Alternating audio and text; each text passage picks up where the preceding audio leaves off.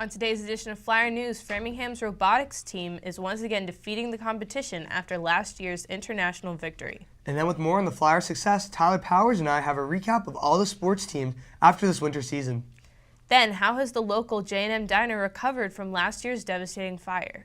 And after yesterday's snow, Framingham residents are still wondering if there's more to come. Our weather reporter, Solly Nislik, has the latest on today's 3-hour early release in the future weather. To wrap up the show, Flyer News takes a look into how later school start times could affect learning at FHS. All that and more coming up next on Flyer News.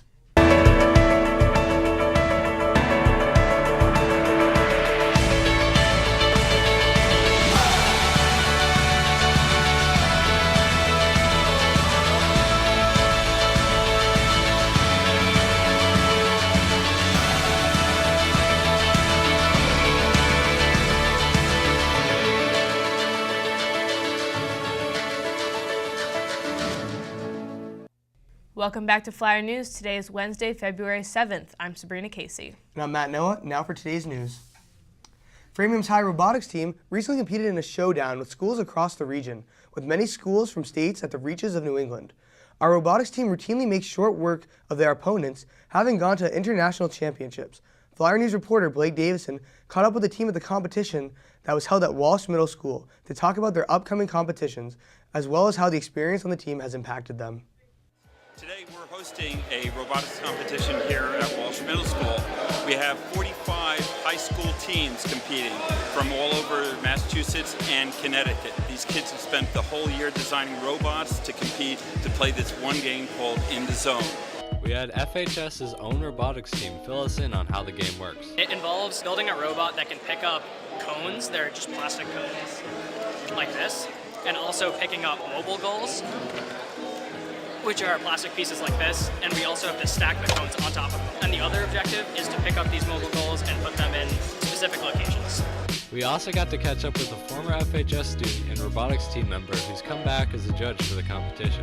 I graduated from Framingham High School 2 years ago, 2016, and I was involved in the robotics program pretty much all throughout high school. They needed some help at the tournament, and since I benefited a lot from robotics in high school, I wanted to kind of give back to the high school students that are here now. So these come out. This part will slide in, and then it's pulled back up. And then on the other side, we use these cones. We use pneumatics. We'll grab the cone in this claw, and then it brings it over and stacks it onto here. And once we have a stack that we're done with, we just drop it into the zone and back up. So as a team, we each build different parts and work together on building the robot and designing the robot in the program. And then Varun in particular does the actual coding, because there's an autonomous portion where we're not allowed to drive the robot itself. And behind me you can see we have lots of fields where the kids are testing out, playing 2-on-2 with random alliances. So today I'm a judge. I'm going around to all the different teams, interviewing them about their design process, their robot, their team. And it's really cool to see from the other side. I used to be a competitor that was interviewed by judges, but now I'm interviewing the students. So it's cool to see, what their thought process is and how they work together as a team.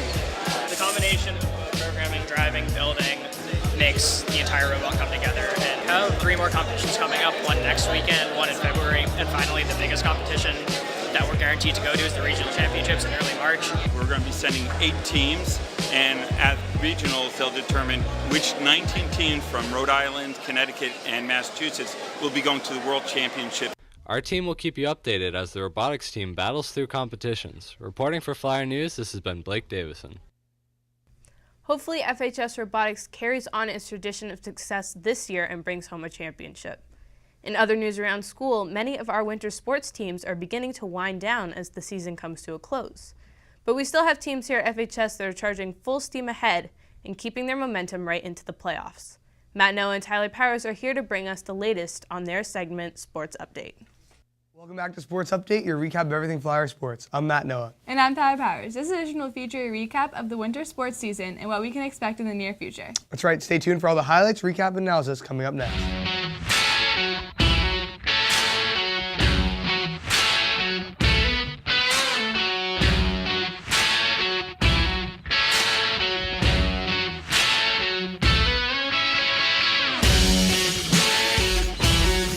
wrestling placed 5th in the D1 state duels. It was a very good meet in Franklin. Good performances from Dylan O'Brien, who went 4-0, Trevor Smith, who went 3-1, and Jake Gaudette, who went 2-2. The team will move on to Wednesday when they wrestle Natick for a Bay State title. Both teams are top contenders, and the winner will come home with the Bay State title. Good luck to them there.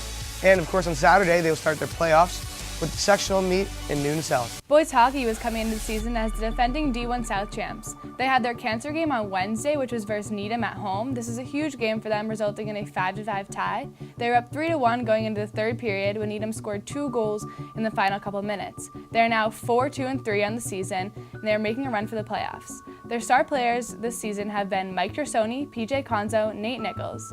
And their next game is Wednesday versus Braintree away. Boys basketball had a huge game on Tuesday versus Needham. This game was a close one and the boys fought hard to the end. The game resulted with Needham on top with a final score of 67-57. Standout players this game were Mike Gavigan with 7 points and good defense, and Matt Fonseca with 24 points. Boys basketball also faced Weymouth on Saturday. It was a great high school basketball game, and although the team did look a little sloppy at times, it may have not been their best game. Tough loss, it was still close, 56-54, and the boys fought hard once again. There are plenty of positives to learn from. Three-point shooter Jack Murphy had 18, and Matt Fonseca and Sam Whiting both played strong games.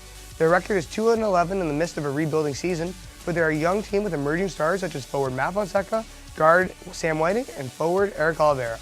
Their next game is on the 19th versus Braintree at 6:30. Pack the gym. A couple games to remember for girls hockey is when they defeated Mount Alvernia on Monday, resulting in a 7-2 win for the Flyers. This was a huge game for the team as they have doubled their wins from last season.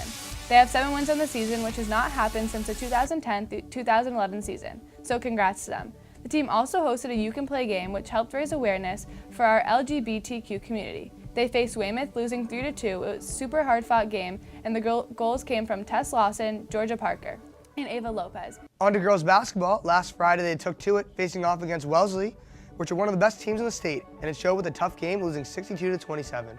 It was their senior night, and they had a nice tribute and had solid games from point guard Vienna Sky and twin senior captains Hannah and Julia Gelman. This was a tough game for the girls, but shout out to freshman Hannah Creer for getting her first start. The girls basketball also lost to Natick on Tuesday with a final score of 52-25. Shout out to Riley LaChance and Destiny Fausta. The team communicated very well as a whole, but just couldn't quite get it together for the win. The next game is tomorrow versus Braintree at 6:30 in the front gym. The girls' gymnastics team is having a really strong season. They had a home meet versus Braintree. The final score was 140.6 to 131.8, Framingham on top. They also beat Walpole in a really close meet. Shout out to Sophie Rich, Rachel Liu, and Merritt Conley for really strong performances. The girls have been working really hard this season and the results are for sure showing. The boys swim and dive team just beat Newton North 104-76. Senior captain Sean Andrews broke his already owned diving record in this meet with an amazing score of 287. The boys are currently 5-1 on the season, with their first loss last week to Needham. They're looking to rebound this Thursday at their sectionals at Natick. This wraps up this edition of Sports Update. I hope you enjoyed our winter recap. And good luck to all the winter sports teams.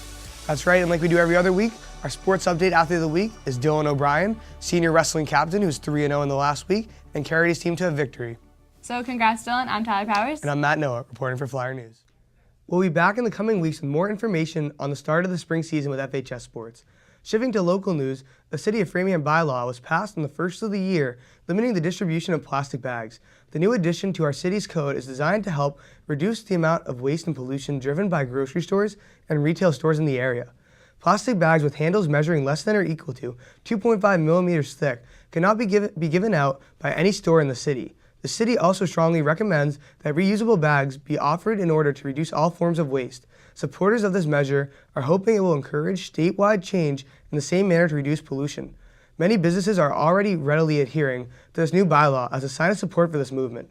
Certain businesses and certain uses are exempt from this law, such as dry cleaning services offering bags for clean clothes or restaurants offering takeout bags. Now, speaking of restaurants, an Old Town favorite, JNM Diner, is making a comeback after a devastating fire destroyed the Old Path Village Plaza, which contained their old location. We got an inside look at the story of their recovery and the revival of their beloved family business. This is the story of a local diner that overcame all adversity.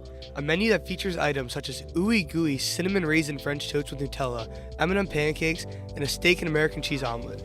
Previously located at the Old Path Village Plaza, JNM is one of the most popular and favorite breakfast locations in all of the Middlesex area. Owned by Dave and Karen Fiore, they have made a diner a staple of the area and named it after their kids. JNM Diner was approaching their 20th anniversary when on March 11, 2017, tragedy struck. The family showed up like any other day to open up the restaurant, only to discover everything they had worked for and accomplished was burned to the ground. 2:30 in the morning, I get this phone call. She said that the place was on fire, and you're like, oh, okay, they'll stop it. You don't really think that it's as severe as it is, and you don't know what you're gonna do. We were all in shock, but me, I'm like, we're gonna find something. I just felt that way. The fire ravaged through 11 businesses, but luckily no one was injured. This fire was in the middle of the night, but the public came together to rally for support to help the business reopen. The support from the community, our friends, the customers, wanting us back. So many personal experiences made me really want us to open up, but even more so, the fact, the outpouring of how much we loved it and the customers loved it as well. I mean, people actually love hanging out here and just watching the show because it's kind of like crazy. This is running around. April 8th in my family is a celebration day because that's the day that I found this, and my husband said, Route 9, how will we ever be on Route 9? But because this is set up in the back, it's kind of an odd spot, I thought we'd do well. The business recently reopened and immediately found success, and they are back to being one of the best breakfast locations. So we decided to take a deeper look and ask them what made their business so special. We really genuinely care about what we serve. I mean, I think I would eat everything that I serve. The customers I absolutely adore and love. I think the consistency about our food and how we treat each one of our customers, that's what's different about our place, I think, than a lot of other places. But a lot of people just come in, they do their job, they leave. We're more invested in the relationships. People want good breakfast. They want good food. They want it served with a smile. And I think that's what we provide here. The family-owned diner is back to being open every morning at 6 a.m. and is busier than ever before. For more information, check out their website. And reporting for Flyer News, I'm Matt Noah. Though JNM closes at 2, which is right when school gets out, seniors can certainly look forward to JNM during their studies. In this new version of a classic local diner was opened right around the time Framingham became a new city. On the first day of 2018, Yvonne Spicer was inaugurated as the first mayor of Framingham. Along with her, members of City Council and School Committee were also inaugurated. Many Framingham residents came to Nevins Hall in the Memorial Building to watch the ceremony. Senator Elizabeth Warren, Representative Karen Spilka, and Secretary of State William Galvin were also in attendance. Senator Warren spoke not only about her trust in Spicer, but also her love of Framingham. In her inauguration speech, Spicer said, quote, "The fabric of Framingham has been strongly woven with the thread of diversity," end quote. She also stated the importance of opportunities for everyone in Framingham. She hopes to create a united Framingham instead of a divided one. Not only is Spicer Framingham's first mayor, but she is also the first female African-American mayor elected in Massachusetts. Spicer previously worked as a teacher here in Framingham High School and most recently was a vice president at the Museum of Science. Last week, she gave the State of the City speech to update residents on recent developments in Framingham. Flyer News will keep you updated on changes in our new city. One issue Framingham has been facing this year is how to deal with the recent snowstorms. Today's snow in Framingham and the surrounding areas were released 3 hours early due to an afternoon snow shower. With the latest on today's snow and what we can expect as the spring approaches, weather reporter Solly Nislik has the latest. Thanks, guys. So far in the new year, the weather has been pretty kind to us, minus a couple exceptions here and there. We did have back-to-back snow days in January, where we got over a foot of snow. However, after that, we had a few weeks consecutive of some nice temperatures, 40, 50, even 60-degree weather. However, as you can probably tell, the snow has come back. We should be expecting about 4 inches of snow tonight, and as a result, Framingham High School got out early today. We had an early release. We got out 3 hours early. However, most students are pretty excited about the early release. I probably will have to shovel later when I get home, so that's the only downside. However, I think most of us are looking forward to the spring weather that should be coming within the next month, maybe month and a half. Groundhog Day did say that we'll have 6 extra weeks of winter. So hopefully we can get some nice spring weather coming up ahead. Now let's take it to the graphic. As you can see, going forward, we should see some better weather. However, rain could be in store next week, but I don't see any snow in the forecast anytime soon. For Flyer News, this is Solly Nislik. With this 3-hour delay in professional development this morning, FHS students have been looking forward to sleeping in and getting some unexpected extra relaxation time this evening. That's right, Sabrina. And though this may temporarily help everyone catch up on sleep, many studies have proven that most high schoolers are not getting enough sleep. Megan Sidmore and I looked more into this and how later start times could help students. There's no doubt that teenagers, especially those aspiring for college acceptance, do not get enough sleep on a day-to-day basis. Recently, Boston Public Schools have brought up the question of whether or not school start times should change to accommodate the grueling schedules of high school students. Flyer News decided to investigate the impact that changing start times would have and whether or not this kind of change would be applicable to Framingham Public Schools.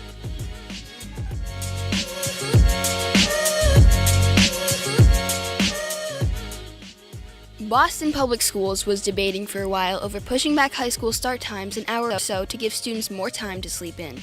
This extra hour of sleep could be beneficial to teenagers running on coffee and 6 hours of sleep at night to get them through the day. According to the National Sleep Foundation, teenagers require 8 to 10 hours of sleep each night in order to function well the next day. But in a test conducted, only 15% reported that they were actually able to achieve this. I have a lot of kids that you can see the droopy eyes, the just wanting like blank stare. If students could get the 9 hours of sleep and have a later start time, students would be more alert in class, they would be able to retain more information. I think driving would be safer for teenagers as well. Student engagement could increase because students aren't as tired. While pushing back school start times may be beneficial to teenagers who need to get more sleep, the change could cause problems for parents with young children who rely on teens getting out of school earlier to watch their kids after school. In addition to this, there are many other issues that could arise with a difference of 1 hour. What do you do with sports? What do you do with after-school activities, kids' jobs, parents that you'll have to now have the little kids being out at the bus stops very early in the dark. Sometimes that's a daycare issue. Sleep deprivation is very common in high school students, but there are worries that pushing back the times would only encourage teenagers to go to sleep later rather than at the same time. And even so, there are still many worries that social media plays a big part in keeping students up at night.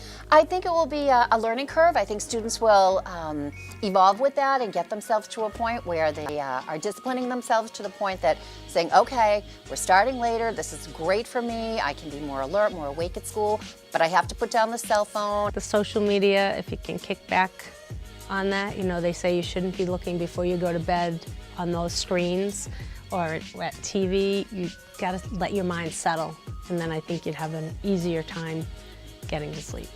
As you can see, this is definitely a topic of discussion, but this change requires a lot of debate, approval, and strategizing in order to go into effect here in Framingham. Because of these logistical obstacles and the question of if the extra hour or so will really make an impact, the real question seems to be if the ends justify the means. This has been Megan Sidmore and Sabrina Casey reporting for Flyer News. With over 2,200 students at FHS and many organizations designed to fit each student's interests, keeping up with Framingham High School can be a challenge. Luma Villegas has the info on all these organizations and what else is happening around school on Homeroom Headlines.